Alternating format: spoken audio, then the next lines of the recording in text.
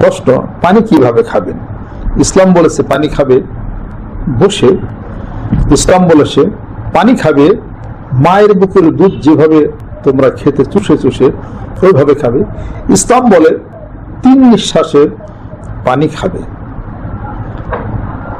অতএব পেটের একটি অংশ খালি রাখতে হবে বাতাসের জন্য, আরেক অংশ খাদ্য, আরেক অংশ আপনার পানিতে ভর্তি করতে হবে।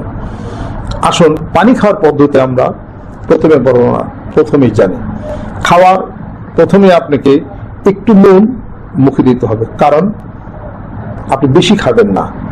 এরপর আপনাকে পানি খেতে হবে। কথার অর্থই পানি যখন খাবেন পেটের ভিতরে অতিরিক্ত অ্যাসিডটা ছিল, পানি খাওয়ার পর একটা ঢেকুর আসবে, দেখবেন অ্যাসিডটা কমে গেছে এবং সহসা আপনি একটু কম খাবেন।